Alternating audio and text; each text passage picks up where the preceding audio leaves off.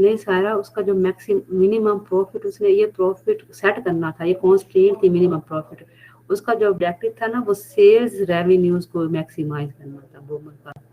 Boman objective is sales revenues, ठीक है ना। हाँ जी, इशफाक से ही कह रहे हैं, सेल्स को मैक्सिमाइज करना था। और जो हमारे सच ने क्या किया, उसने कहा कि demand of the rate, growth rate of demand of the product, ठीक है ना। ग्रेथ, वो बैलेंस ग्रोथ की बात करता है, rate of growth, balance rate of growth की बात करता है जो हमारी है। बैलेंस ग्रोथ की बात करते हैं तो बैलेंस ग्रोथ में वो जो डिमांड चीज देती है वो लेता है मैनेजर्स को, और जो ऑनर्स हैं वो कैपिटल सप्लाई को देते हैं।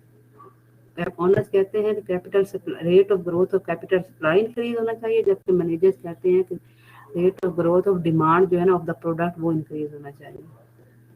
अब हम विलियमसन की तरह जाते हैं कि विलियमसन क्या कहता है।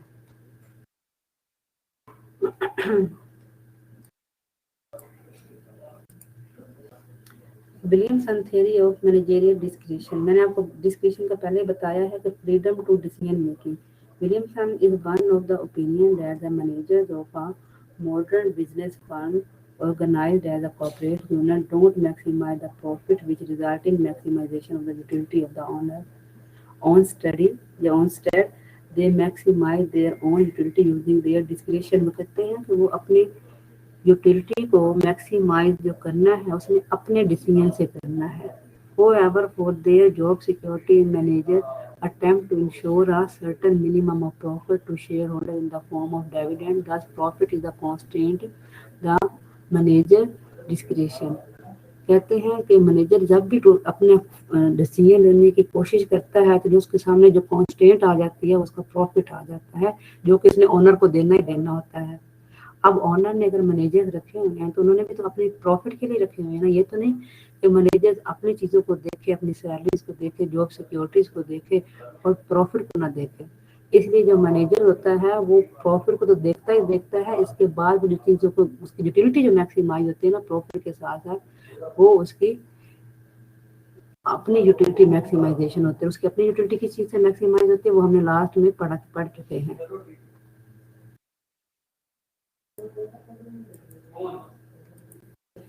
Manager's utility depends on such variables as salary, job security, power, prestige, status, job satisfaction and professional excellence। अब ये देखें, आप सारी चीजें देखिए, इसमें सिर्फ एक चीज है जिसको आप मेजर कर सकते हैं, बाकी सारी चीजें तो मेजर ही नहीं कर सकते हैं। देखिए, आप सिर्फ सैलरीज को मेजर कर सकते हो, 10,000 है, 20,000 है, 30,000 है। जॉब सिक्योरिटी को भी आप मेजर नहीं कर सकते, पावर को भी नहीं मेजर कर सकते, प्रेस्टीज को भी नहीं। आप प्रेस्टीज को कैसे मेजर करोगे? कोई भी आपके प्रेस्टीजियस, आपकी जो भी आपका पावर है या आपका वो जो स्टेटस है या आप उसको क्या कह सकते, इमेज है, उसको आप कैसे मेजर कर सकते हो?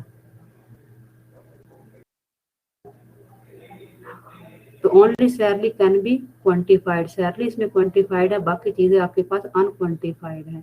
Therefore Williamson uses measurable variable like staff. ये क्या लेक्चर्स को प्लीज शेयर कर दें ग्रुप में।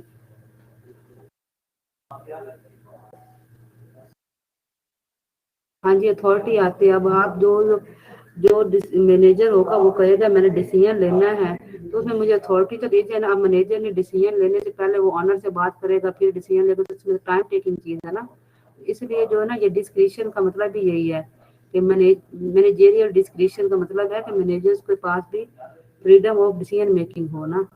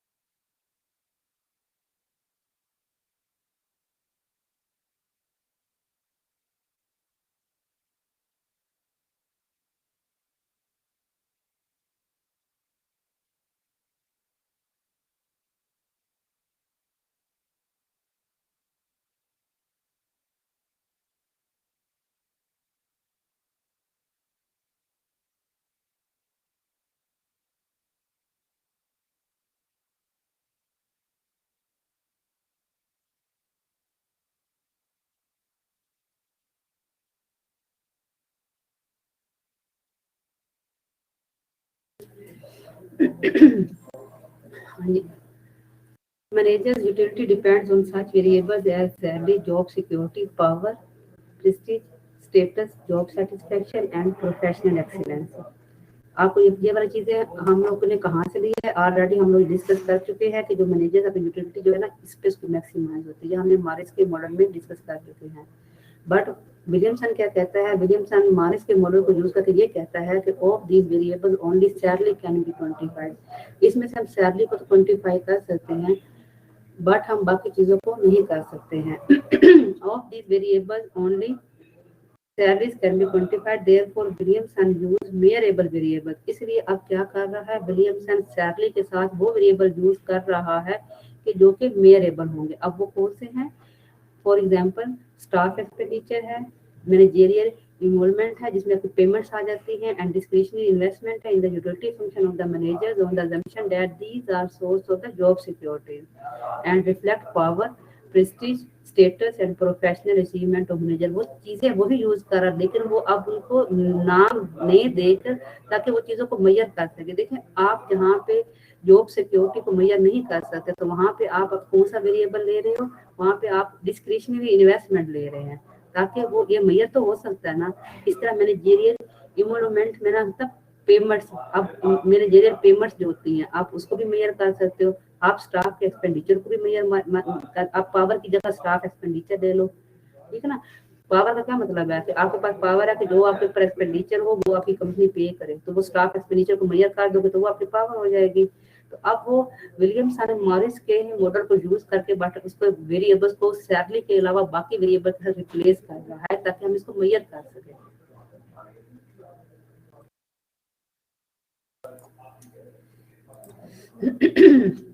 बेसिक कॉन्सेप्ट वो क्या ले रहा है, the demand for the firm demand curve is assumed to be downward sloping and is defined by the function। उसने फंक्शन को डिफाइन कर दिया, उसने कहा कि फॉर एग्जांपल एक्स आपके पास प्रोडक्ट है, किसका फंक्शन बनेगी PSE का, और जो P है वो सेकंड फंक्शन किसका बनेगी XSE का। अब देखते हैं ये चीजें हमारे पास, एक्स हमारे पास आउटपुट है, P हमारे पास प्राइस है, एक्स हमारे पास क्या है स्टाफ एक्सपेंडिचर है, ठीक है, और ई हमारे पास क्या है demand shift parameter reflecting autonomous change in demand. अगर आपके पास कोई ऑटोनोमस चेंज आ जाती है तो जिसकी वजह से पैरामीटर शिफ्ट हो जाते हैं डिमांड के चेंज होने की वजह से, वो आपके पास ई है। समझो पैरामीटर ये जो आपकी डिमांड को शिफ्ट कर रहे हैं, कोई ऐसा पैरामीटर या कोई ऐसा वेरिएबल आ के जो आपकी डिमांड को शिफ्ट कर रहा है। डिमांड इज नेगेटिव, आपको पता है डिमांड का जो होता है वो डाउनवर्ड स्लोप नेगेटिवली होता है। Demand is negatively related to price and is assumed to be positively related to staff. अगर आपकी प्राइस ज्यादा होगी तो डिमांड जो आपके पास कम हो जाएगी, अगर प्राइस कम होगी तो डिमांड ज्यादा होगी, वो आपको पता है, और वो पॉजिटिव स्लोप कर रहा है आपके एक्सपेंडिचर के साथ टू द शिफ्ट फैक्टर। अगर आपके पास एक्सपेंडिचर ज्यादा होंगे तो फिर वो आपके पास उसका प्राइस भी ज्यादा होगी, अगर एक्सपेंडिचर कम होगा तो प्राइस भी कम होगी। आपने अपने एक्सपेंडिचर को कहाँ से लेना, प्राइस से लेंगे ना, प्राइस ज्यादा करके एक्सपेंडिचर निकालेंगे आप वहां से।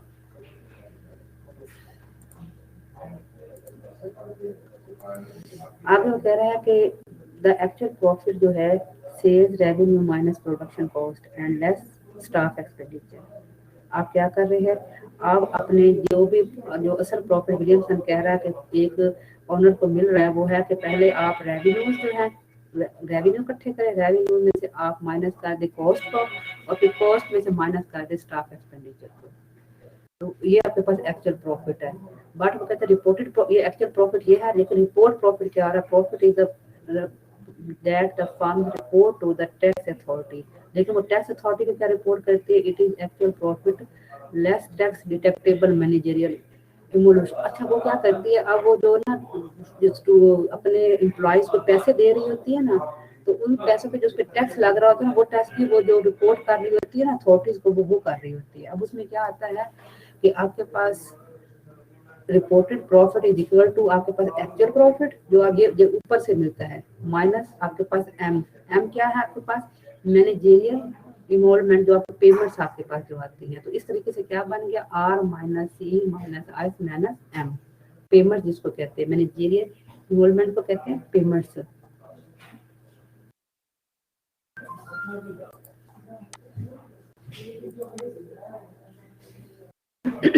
तो इसमें उन्होंने ना विलियमसन ने वेरियस कॉन्सेप्ट ऑफ प्रॉफिट को इंट्रोड्यूस किया है, जिसमें उसने मिनिमम प्रॉफिट को इंट्रोड्यूस किया है, डिस्क्रिशनरी प्रॉफिट को यूज किया है और फिर उसके बाद डिस्क्रिशनरी इन्वेस्टमेंट को उसने यूज किया है। अब देखते हैं हमारे पास मिनिमम प्रॉफिट क्या है। Profit is required to satisfy the share holder. Minimum profit वो है जो कि आपके शेयर होल्डर जिससे सेटिस्फाई। मैंने आपको बताया था ना कि for example minimum share holder कहते हैं हमें 80% तो चाहिए ही चाहिए। 80% के ऊपर जितना हो गया फिर वो तो उनका अपना और फायदा हुआ ना। तो ये जो आपका मिनिमम प्रॉफिट है ये वो है जो सेटिस्फाई करता है शेयर होल्डर को। If this profit is not earn, अगर ये प्रॉफिट अर्न नहीं होता the share holder will either sell their share और चेंज द टॉप मैनेजमेंट। फिर वो क्या करेंगे, वो या तो अपने शेयर्स को सेल कर देंगे, वो कहेंगे हमें तो प्रॉफिट मिल नहीं रहा इसलिए हम अपने शेयर सेल कर देते हैं, या फिर वो टॉप मैनेजमेंट को चेंज कर देंगे। Adversely affecting the job security manager, तो इससे क्या हो जाएगा, आपकी जॉब सिक्योरिटी जो है वो इफेक्ट हो जाएगी।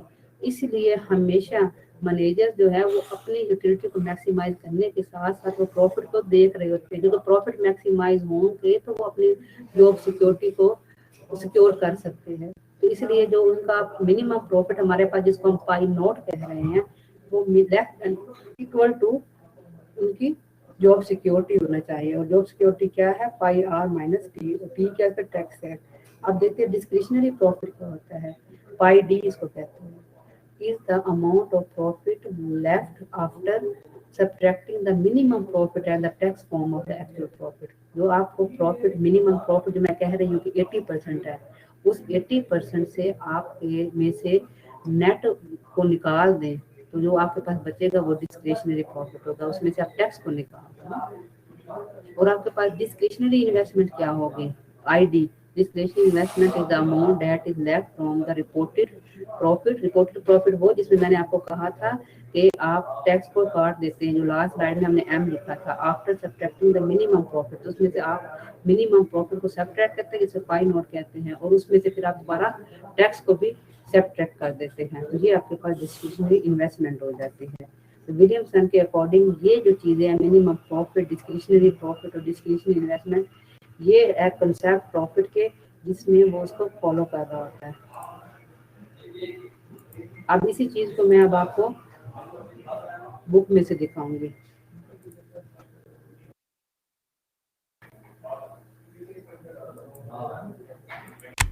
अब मैं बुक की तरफ जा रही हूँ।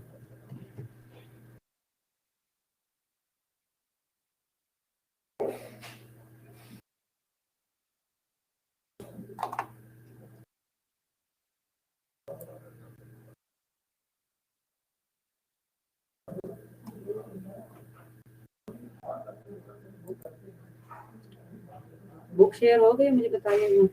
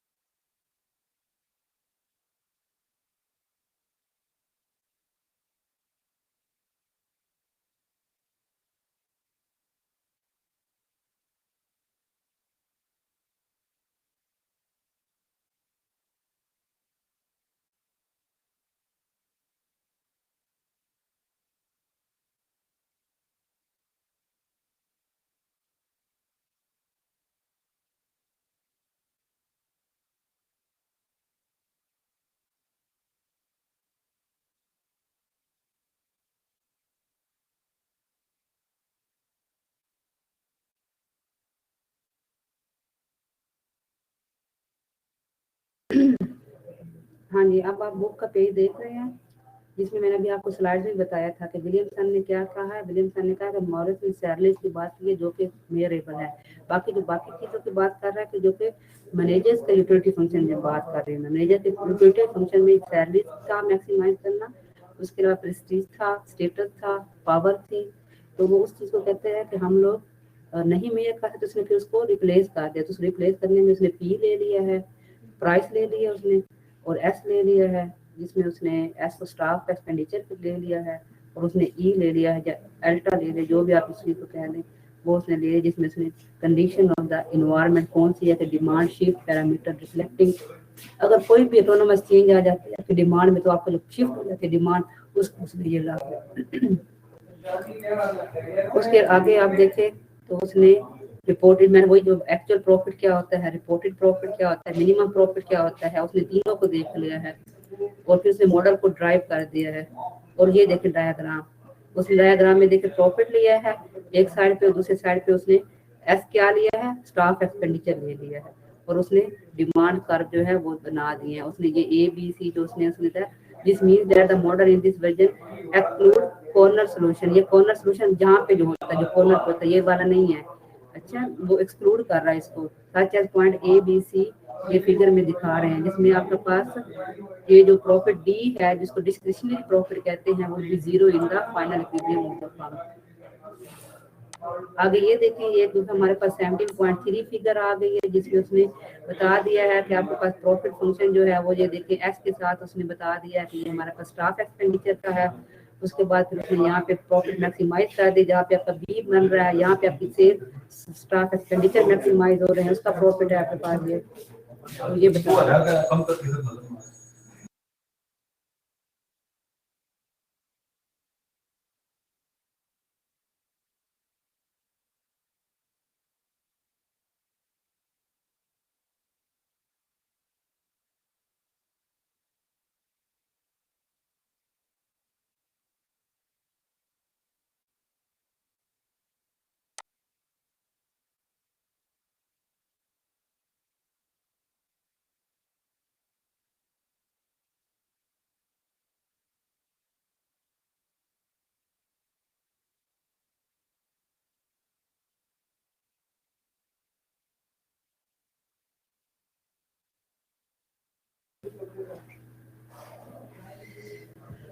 आप इस पेज में आप देखिएगा, वो उसने 3 यूटिलिटी फंक्शन ले लिए हैं।